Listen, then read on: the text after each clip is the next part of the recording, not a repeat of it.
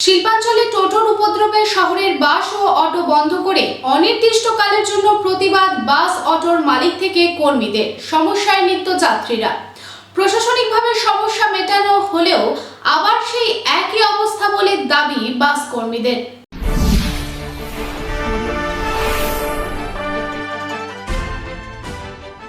পশ্চিম বর্ধমান জেলার দুর্গাপুর শহরে 200 থেকে 250 মিনিবাস চলে। রুট পারমিটে অটো চলে প্রায় 3000। কিন্তু শহরের অলিগলি থেকে শুরু করে বড় রাস্তায় টোটোর উপদ্রবে বন্ধ বাস এবং অটো তাদের যাত্রী পাচ্ছে না। শুধুমাত্র তাই নয়, রাস্তায় জ্যাম লেগে যাচ্ছে ব্যস্ত রাস্তা বাজারে। সোমবার থেকে শহরের বুকে যেসব মিনিবাস এবং অটো চলে তা বন্ধ করে রাখা হয়েছিল। সমস্যায় পড়েছিল নিত্যযাত্রীরা। এর আগে বহুবার পুলিশ এবং প্রশাসনকে জানিয়েছিলেন তারা, কিন্তু তাদের বক্তব্য দিনের পর দিন বেড়েই চলেছে টোটোর সংখ্যা। তার ফলে যাত্রী পাচ্ছে না মিনিবাস এবং অটোরা।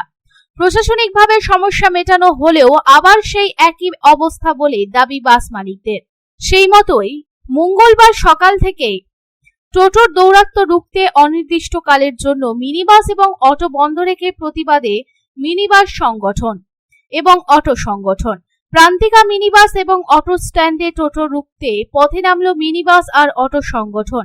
প্রান্তিকা বাস স্ট্যান্ডে টোটো দাঁড়াতে দিচ্ছে না মিনিবাস ও অটো সংগঠনের কর্মীরা, যাকে ঘিরে সাময়িক উত্তেজনা পরিস্থিতি। ঘটনাস্থলে দুর্গাপুর থানার পুলিশের সাথে বচসা।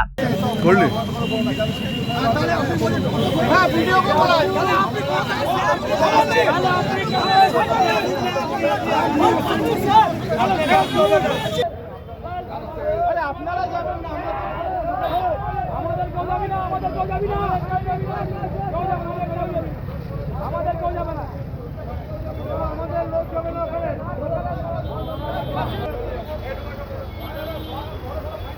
সোমবার থেকে দুর্গাপুরে মিনিবাস আর অটোর ধর্মঘট চলছে।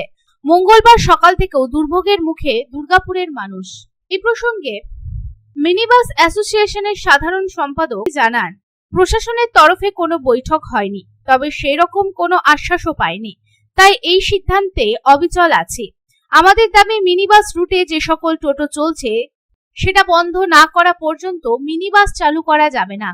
আমরা ট্যাক্স দিচ্ছি, পারমিট দিচ্ছি, কিন্তু তবুও টোটোর বারবারন্ত থেকেই যাচ্ছে। আমরা সেজন্যই পথে নেমেছি। কোনো বৈঠক এখনো পর্যন্ত হয়নি। মাননীয় পরিবহন আধিকারিক এআরটিও মহাশয় গতকাল আমাদেরকে ডেকেছিলেন এবং ওনার ডাকে সাড়া দিয়ে আমরা ওনার চেম্বারে উপস্থিত হয়েছিলাম, কিন্তু সেরকম কোনো আশ্বাস আমরা পাইনি, যার জন্য আমরা আমাদের সিদ্ধান্তে এখনো পর্যন্ত অবিচল আছি। যদি উচ্চ পর্যায়ের কোনো বৈঠক হয়, সেখানে যদি কোনো আশ্বাস আমাদেরকে দেওয়া হয়, আমাদের মূলত দাবি হচ্ছে যে মিনিবাসের রুটে অবৈধ যানবাহন চলছে, এটা বন্ধ না হওয়া পর্যন্ত মিনিবাস কোনো অবস্থাতেই চালু করা সম্ভব না। দেখুন, এই সমস্যার কথা আমরা প্রথম থেকেই আমরা বলে এসেছি যে আমরা শুধু বলছি না যে আমরা শুধু মিনিবাস চালাবো আর কোনো যানবাহন চলবে না। শহরের একটা উন্নয়নমুখী শহরে মিনিবাসের পাশাপাশি অটো টোটো চলবে, এটাই স্বাভাবিক, কিন্তু সেটা নিয়ম নীতি মেনে চলুক।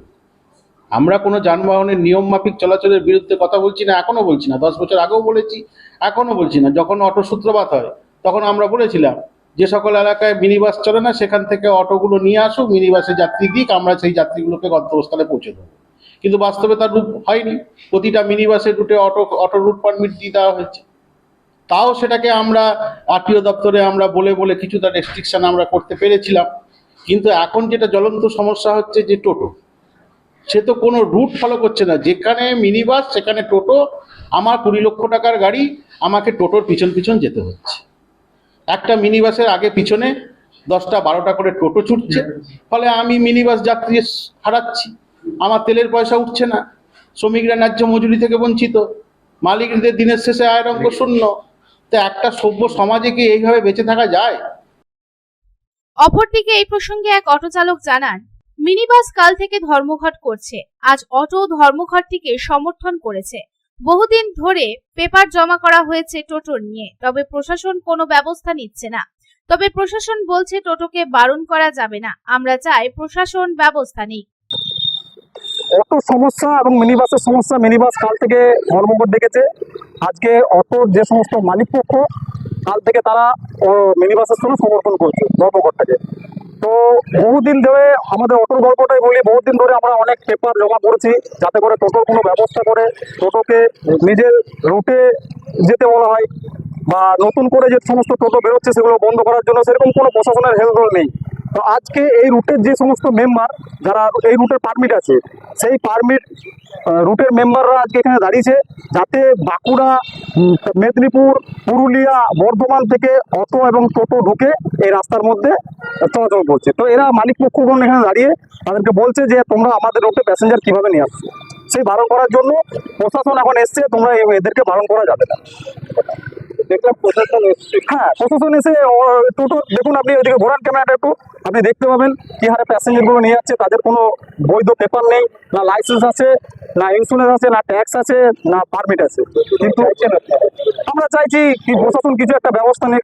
দুর্গাপুর থেকে সাধু নুজের রিপোর্ট, পাবলিক টাইমস।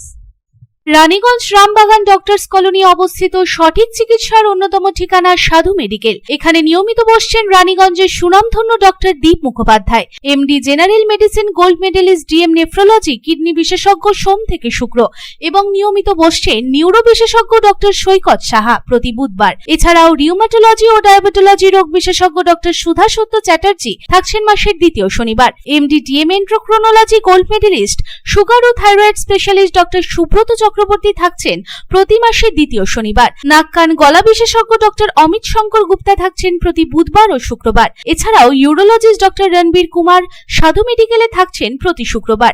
তবে বিশেষজ্ঞ ডাক্তারদের চিকিৎসার সুবিধা পেতে হলে যোগাযোগ করুন সাধু মেডিকেলে। আমাদের কন্ট্যাক্ট নাম্বার 9547008010, এছাড়াও 9832984839।